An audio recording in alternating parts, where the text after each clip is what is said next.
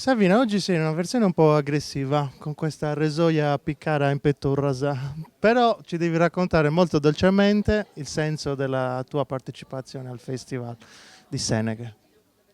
Allora, sono felice di venire qui perché ancora credo, per quanto io stia traballando nelle convinzioni, che solo la poesia potrà salvare lo scempio umano a cui stiamo assistendo e dei quali siamo responsabili tutti, tutti noi seduti accomodati siamo responsabili. Adesso non abbiamo più la scusa, non sapevamo niente, adesso sappiamo tutto, tutto quanto.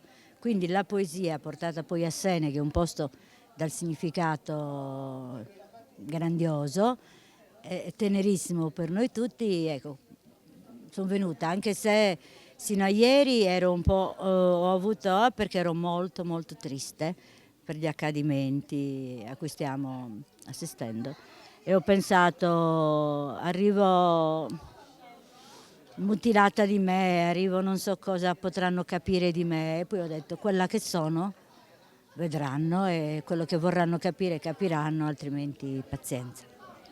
In questo senso penso di poter dire che sia importante decentrare la poesia, uscire dai soliti luoghi e portarla in ogni dove, come dicevi tu. Dappertutto. Riprendere dalle piazze, non preoccuparsi di pubblicare, non correre, non sgomitare per una pubblicazione. Ogni luogo, ogni scuola, piazzetta, bar, queste cose, riprendiamo a fare quello che si faceva nel passato e parliamo, parliamo, possibilmente in maniera poetica o anche parliamo, comunque la parola incontriamoci. Ecco, usciamo di casa nuovamente perché un po' le case ci stanno riacchiappando, ritroviamoci. Ecco, quindi occasioni come queste di Seneghe e già collaudate, che ne nascano altre, possibilmente non solo nell'isola nostra, ma dappertutto.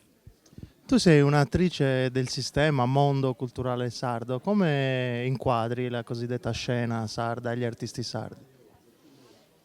Allora, la Sardegna è fenomenale. Io credo che, cioè, proprio perché ho ascoltato altri residenti nelle altre regioni, non c'è un fermento creativo in tutti i campi quanto nell'isola, assolutamente.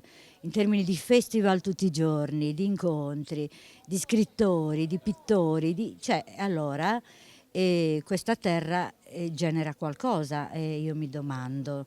Non l'ho ancora capito, è una cosa che non si tocca, ma che ciascun artista vive in prima persona. Io non riuscirei a lasciare l'isola, ad esempio, perché chiamiamola energia, non lo so, sembra anche poco. Non riuscirei a lasciare questa terra perché so che nasco dalle parole di questa terra. Poi posso spostarmi, perché l'isola va conosciuta, le parole nostre vanno conosciute, però ho capito che non potrei vivere altrove.